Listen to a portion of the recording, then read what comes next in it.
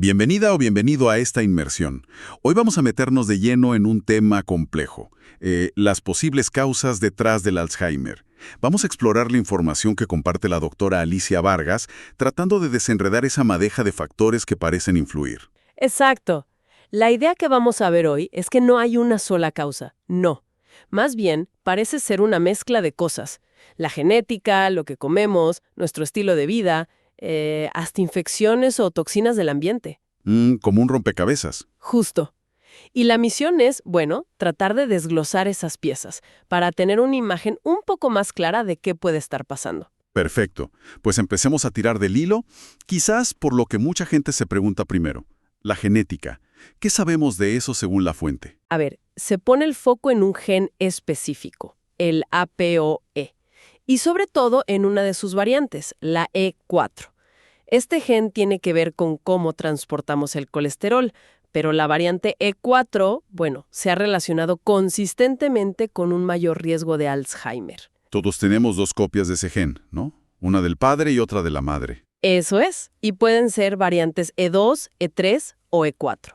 La E3 es la más común. Y si te toca la E4, ¿qué implica en cuanto a riesgo? Pues mira, según lo que se presenta, las cifras son bastante llamativas.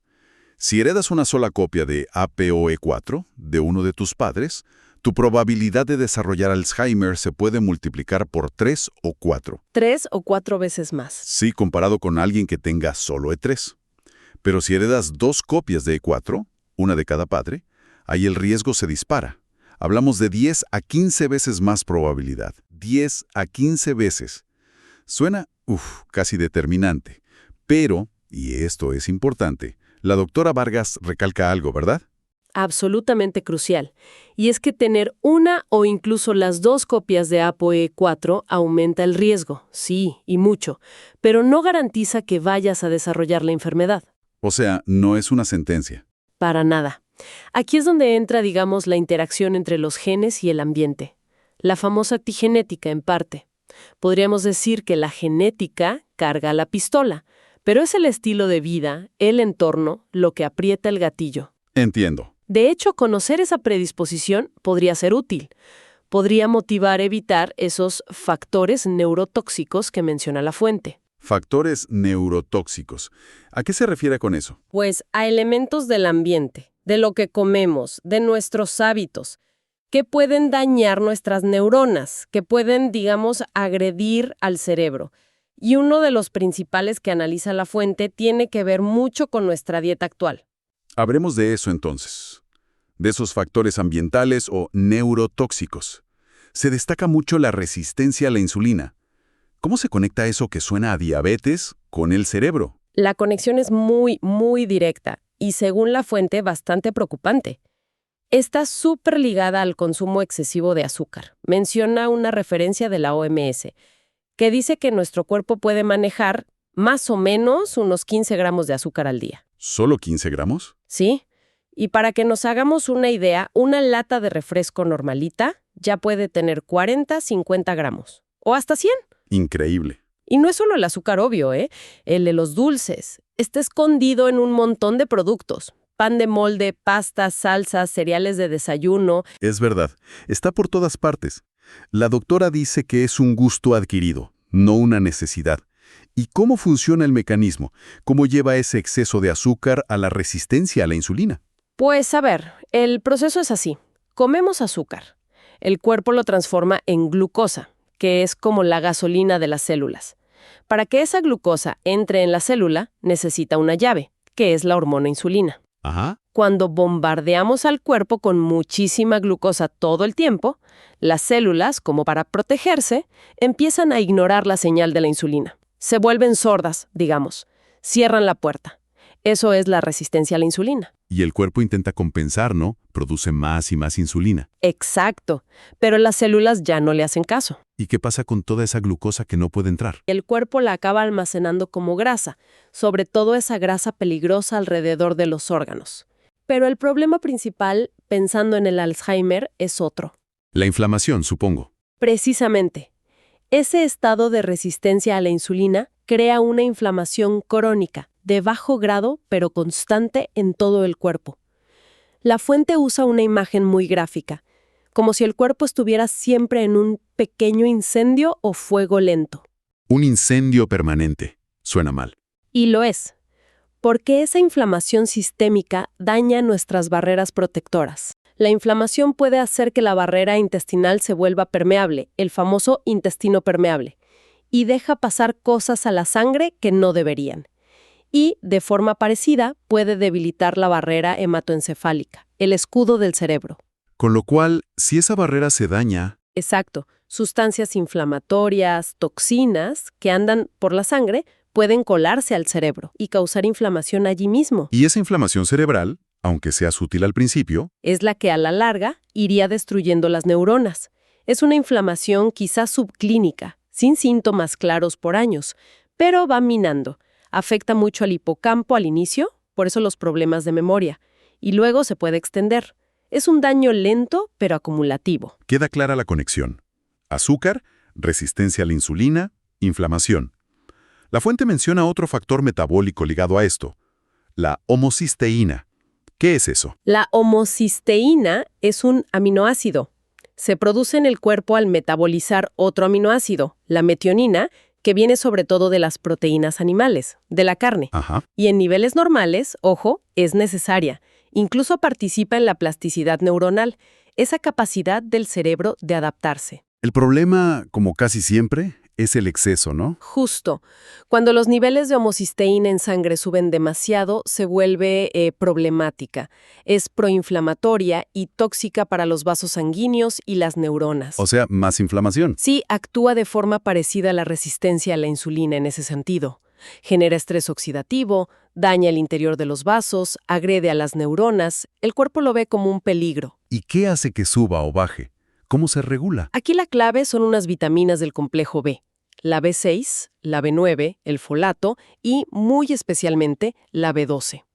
Estas vitaminas son como ayudantes en las reacciones que procesan la homocisteína y la mantienen en niveles seguros. Entonces, si faltan esas vitaminas B, La homocisteína puede acumularse y la B12, por ejemplo, se obtiene casi solo de alimentos animales. Así que dietas deficientes, problemas para absorberla, que son comunes con la edad, todo eso puede llevar a niveles altos de homocisteína. y eso se ha relacionado con más riesgo de deterioro cognitivo. Exacto. La fuente cita estudios que ven esa correlación con daño cerebral tipo Alzheimer. La inflamación sigue saliendo por todos lados. Ya vimos la metabólica. ¿Hay otras fuentes de inflamación que puedan afectar al cerebro, según la doctora Varegas? Sí, explora varias posibilidades, sobre todo infecciosas y tóxicas, que podrían sumar a esa inflamación crónica. Una muy interesante es la conexión con la boca, con la salud bucal. La boca. Sí, habla de bacterias como la Porphyromonas gingivalis. Es una bacteria muy implicada en la enfermedad de las encías, la gingivitis, eso de que sangran al cepillarse, y la periodontitis. ¿Y cómo llega una bacteria de la encía al cerebro? Suena raro. Bueno, la hipótesis principal es por la cercanía y porque las encías están llenas de vasos sanguíneos. Si las encías están inflamadas, sangrando, estas bacterias o sus toxinas podrían pasar a la sangre y viajar hasta el cerebro. Vaya. Otra vía posible es a través de los nervios de la cara. Una vez en el cerebro, pues provocarían inflamación local. Por eso la salud bucal es cada vez más importante para el cerebro. ¿Y menciona otras infecciones? Sí, varias. Las sinusitis crónicas, por ejemplo. Infecciones bacterianas ahí en los senos paranasales que también están pegaditos al cerebro. Otro posible actor es el virus del herpes simple tipo 1, el de las calenturas en el labio. ¿El herpes? Sí, porque ese virus se queda como dormido en los nervios de la cara, en el trigémino, y podría reactivarse por estrés o baja inmunidad y viajar por el nervio hacia el cerebro. Fascinante y un poco inquietante. ¿Y el intestino? Ya hablamos de la permeabilidad por la dieta. Correcto, el intestino es otra fuente clave. Si hay un desequilibrio en las bacterias intestinales, lo que se llama disbiosis, pueden crecer más bacterias de las malas, las proinflamatorias. Si además la barrera está dañada, esas bacterias o trozos de ellas, como los LPS, LPS. liposacáridos, son componentes de la pared de algunas bacterias, muy inflamatorios. Pueden pasar a la sangre y generar inflamación en todo el cuerpo.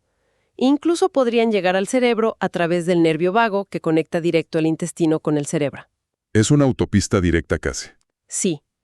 E incluso menciona hongos, como la Cándida albicans, que normalmente vive con nosotros sin problema, pero si bajan las defensas por estrés, mala dieta, antibióticos, puede crecer de más y sumar carga inflamatoria. O sea que tenemos bacterias de la boca, de la nariz, del intestino, virus latentes, hongos, todo contribuyendo a inflamar el cerebro poco a poco. Esa es la idea central. No una infección masiva, sino focos crónicos o desequilibrios que mantienen al sistema inmune alterado, generando esa inflamación de bajo grado que con el tiempo daña. Y esa inflamación crónica genera otra cosa, ¿no? Los radicales libres. Exacto.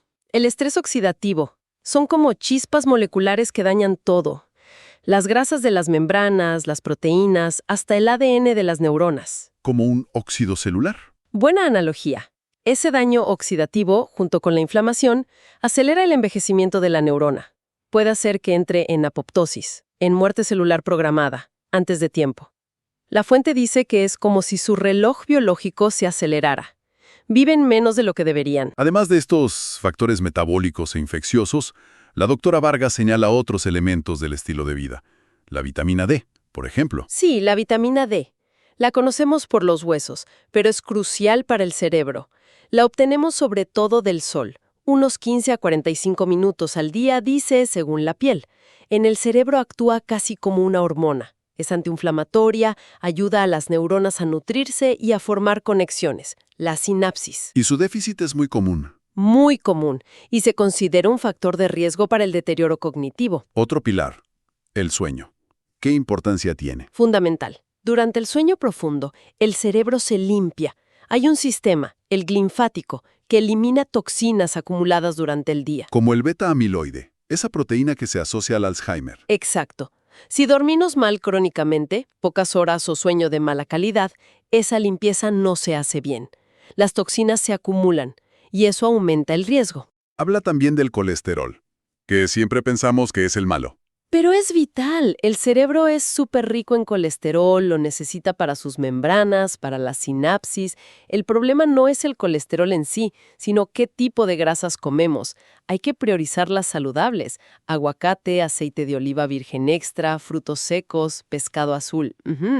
Y evitar las grasas trans de los ultraprocesados y el exceso de omega 6 de aceites vegetales refinados, como girasol o maíz, que son proinflamatorios. Entendido. ¿Y los metales? Mencionaste que hay buenos y malos. Así es. Necesitamos algunos en pequeñas cantidades, como el zinc. Es importante para la inmunidad, es antioxidante, pero curiosamente su absorción depende de un intestino sano. Si hay problemas ahí, podemos tener déficit aunque lo comamos. ¿Y los malos? Los metales pesados. Plomo, que aún puede estar por ahí por pinturas viejas, contaminación, o el mercurio, sobre todo por comer pescado grande, contaminado. Atún rojo, pez espada. Esos, sí, se acumulan en el cuerpo y son neurotóxicos. Se recomienda moderar su consumo y elegir pescados más pequeños. El cuadro se complica. ¿Las hormonas también juegan un papel? Muchísimo. Las hormonas son mensajeros clave. Destaca las tiroideas, T3 y T4. Regulan todo el metabolismo energético. Tanto si funcionan de menos, hipotiroidismo, como de más, hipertiroidismo, pueden afectar la atención, la memoria. Es vital tenerlas equilibradas. ¿Alguna otra hormona relevante? Sí, también las sexuales. Estrógenos, progesterona, testosterona. Tienen funciones protectoras en el cerebro. Sus desequilibrios con la edad, menopausia, andropausia, pueden influir. Y todo esto está súper conectado con el estrés. ¿El estrés crónico? El mal de nuestros tiempos. ¿Cómo afecta según esta visión? El estrés crónico nos mantiene con el cortisol por las nubes. El cortisol es la hormona del estrés. Se fabrica usando una molécula base, la pregnenolona. Ok. El problema es que esa misma pregnenolona es también la materia prima para hacer otras hormonas importantes como las sexuales que mencionamos. Si el cuerpo está usando toda la pregnenolona para hacer cortisol por el estrés constante... No falta para las otras hormonas. Exacto. Se llama robo de pregnenolona y genera un desequilibrio hormonal tremendo que afecta al cerebro. Además, el propio exceso de cortisol es tóxico para las neuronas del hipocampo. El estrés crónico es un neuroagresor, dice la fuente. Volvemos al intestino, que parece central. Mencionaste disbiosis, permeabilidad, y hay un tema polémico ligado a esto, el gluten. ¿Qué dice la fuente? Pues aborda el gluten como un factor que, en muchas personas, no solo en celíacos, puede inflamar y hacer más permeable el intestino. El gluten está en el trigo, cebada, centeno, y se usa muchísimo en la industria porque es como un pegamento, ayuda a dar textura. De ahí viene su nombre, de glue. ¿Y cómo daña el intestino si no eres celíaco? Explica que una parte del gluten, la gliadina, puede hacer que el intestino libere una molécula, la sonulina. Y la sonulina es como una llave que abre las uniones entre las células de la pared intestinal. En gente sensible, esto aumenta la permeabilidad. ¿Y si la barrera se abre? No deberían. Trozos de comida mal digerida, toxinas bacterianas. Y eso dispara la inflamación sistémica. Y si la barrera del cerebro también está tocada, esa inflamación puede llegar allí. Y lo sorprendente es que dice que el gluten no solo está en la comida. Claro, como es un buen pegamento y espesante, lo usan en cosméticos, champús, maquillajes, hasta en medicamentos. Y plantea que quizás la exposición por la piel también pueda sumar a esa carga inflamatoria en personas sensibles. Es una visión más amplia. Bien, hemos repasado un montón de factores. Genes, azúcar, homocisteína, bichos, toxinas, falta de sol o sueño, grasas, metales, hormonas, estrés, intestino, gluten. Ahora, ¿cómo convergen todos estos agresores a nivel celular? Ahí entran las famosas placas de beta-amiloide y los ovillos de Tao, ¿no? Exactamente. Son como las cicatrices que se ven en el cerebro con Alzheimer. La hipótesis del amiloide, que fue la dominante mucho tiempo, dice que el problema es que se acumula una proteína, la beta-amiloide. Se pliega mal, se pega fuera de las neuronas, formando placas. La fuente las describe como una brea, un pegote que estorba la comunicación entre neuronas, la sinapsis. Y la otra, la proteína Tau. La tau está dentro de la neurona. Su trabajo es mantener estables unas estructuras, los microtúbulos, que son como las carreteras internas de la célula. Por estrés, inflamación, la tau se altera, se hiperfosforila, se suelta y se enreda dentro de la neurona, formando los ovillos neurofibrilares. Y eso desmonta la carretera por dentro. Colapsa el transporte interno, la estructura, y la neurona acaba muriendo desde dentro. Parecía que esa era la explicación. Placas y ovillos causan Alzheimer.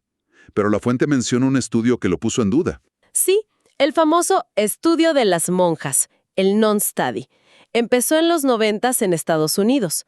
Siguieron a casi 700 monjas católicas durante años. Vivían muy parecido, dieta, rutina, entorno social. Les hacían pruebas cognitivas y muchas donaron sus cerebros al morir. ¿Y qué encontraron de sorprendente? Pues que había monjas cuyos cerebros estaban, literalmente, llenos de placas y ovillos. Cumplían todos los criterios para un Alzheimer avanzado. Pero esas mismas mujeres habían estado perfectamente lúcidas y activas hasta muy mayores, 80, 90 años. ¿Cómo es posible? La patología estaba ahí, pero no los síntomas. Exacto. La cantidad de daño visible no siempre cuadraba con cómo estaba la persona en vida. ¿Y qué explicación dieron? ¿Qué las protegía? Apuntaron a varias cosas. Una fue la reserva cognitiva. Las que tenían más estudios, usaban un lenguaje más complejo de jóvenes, se mantenían activas mentalmente. Parecían capaces de compensar mejor el daño cerebral. Interesante. Y también destacaron mucho la importancia de su fuerte sentido de comunidad, el apoyo social, tener un propósito en la vida. Parece que todo eso, lo psicosocial, el estilo de vida, creaba como un colchón, una resiliencia, que les permitía funcionar bien a pesar de la patología. Eso le da una vuelta de tuerca importante, ¿eh? Sin duda. No niega que las placas y ovillos sean importantes, pero dice que no son toda la historia. El contexto vital, la mente activa, las relaciones, el propósito, todo eso juega un papel crucial en cómo se manifiesta la enfermedad. Nos da la idea de que podemos construir resiliencia. Entonces, resumiendo esta exploración basada en la doctora Vargas, queda clarísimo, El Alzheimer es súper complejo, multifactorial. No hay un único culpable. Es una red. Genética, ApoE4, metabolismo, azúcar, insulina, homocisteína, vitaminas B, inflamación crónica, infecciones, disbiosis, gluten quizás, toxinas, metales, hormonas, tiroides, estrés, pregnenolona, falta de protectores, vitamina D, sueño, grasas buenas. Todo conectado. Exactamente. Es un entramado. Y lo que emerge es que la salud del cerebro va de la mano de la salud general del cuerpo. Procesos como la inflamación crónica y la salud intestinal parecen nodos centrales. Bajar esa inflamación y cuidar el intestino parecen claves. Y como nos enseñan las monjas, no hay que olvidar el poder de un cerebro activo, conectado y con propósito. Hay esperanza, hay margen de maniobra. Y eso nos deja pensando. Si bien existen todos estos factores de riesgo, estos neurotóxicos que se pueden ir acumulando, ¿cuánto pesan realmente nuestras elecciones diarias? ¿Hasta qué punto podemos, con nuestra dieta, el manejo del estrés, el sueño, las relaciones, la curiosidad, fortalecer esa resiliencia cerebral? ¿Podemos contrarrestar los riesgos incluso con una genética no ideal o un entorno complicado? Es una pregunta clave sobre nuestra capacidad de influir en cómo envejece nuestro cerebro,